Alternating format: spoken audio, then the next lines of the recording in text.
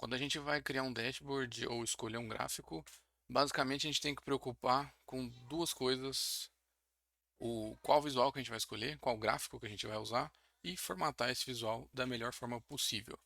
Quando a gente fala de escolher o tipo do visual, olhando para o Power BI, existem diversos gráficos disponíveis, isso falando só de visuais nativos do Power BI. O objetivo de hoje é mostrar quais desses visuais a gente utiliza de acordo com a análise que a gente vai fazer.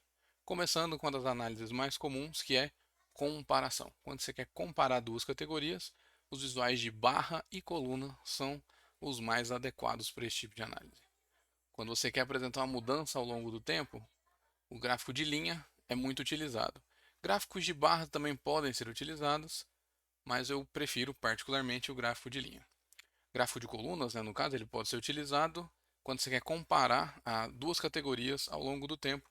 Pode ser interessante também usar ele.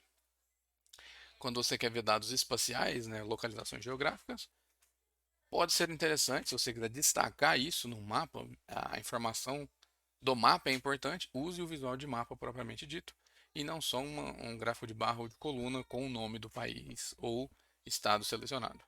Se a informação visual do mapa não fizer diferença, aí é uma comparação propriamente dita, então volta para a primeira opção. Quando você quer ver análise de parte de um todo, os principais são esses gráficos de barra e colunas, empilhadas ou não, mas os gráficos famigerados, gráficos de pizza e de rosca, podem ser utilizados para essa análise também. Para esses dois, muito cuidado na hora de utilizar.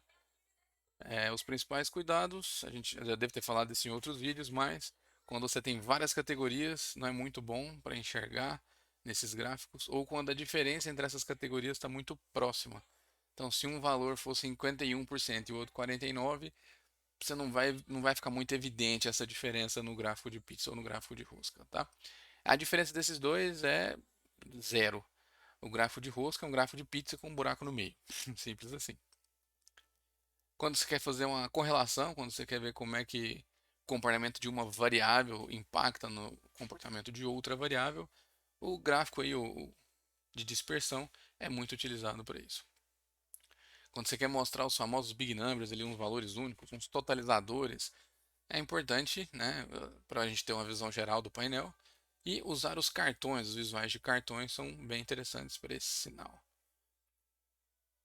Filtros, quando você vai fazer algum tipo de filtro, no Power BI os gráficos funcionam como filtros, mas quando você vai clicando, você pode perder os filtros. E quando você usa os visuais de filtro, propriamente dito, é mais garantido que o filtro vai ficar fixo. Então é melhor de você gerenciar os filtros que vão ser aplicados ali no painel. Então os visuais de filtros, né, as segmentações ali de dados, né, do Power BI são os principais visuais, para não dizer os únicos, utilizados quando o objetivo é filtrar algo na tela. Quando você quer fazer algum ranking, é basicamente o gráfico aqui de barras e o gráfico e as tabelas e matrizes são muito utilizadas também. Quando você quer fazer uma análise de realizado versus meta, quando for algo tipo um totalizador, pode ser esse gráfico de velocímetro. Quando você quer ver se esse realizado versus meta, como é que se comporta na linha do tempo, gosto muito de utilizar o gráfico de barra com o de linhas, onde no gráfico de linhas seria a meta e o gráfico de barra seria o realizado. Então fica bem visual, né? Se a barra passou da meta, né? Passou da linha, quer dizer que passou da meta. Se está abaixo da linha, está abaixo da meta, é bem visual essa análise. E por último, mas não menos importante, quando você quer ver uma lista de valores, algo mais analítico, utilize aí as tabelas e matrizes do próprio Power BI. Essas são as boas práticas para escolher qual visual faz sentido para cada uma das análises.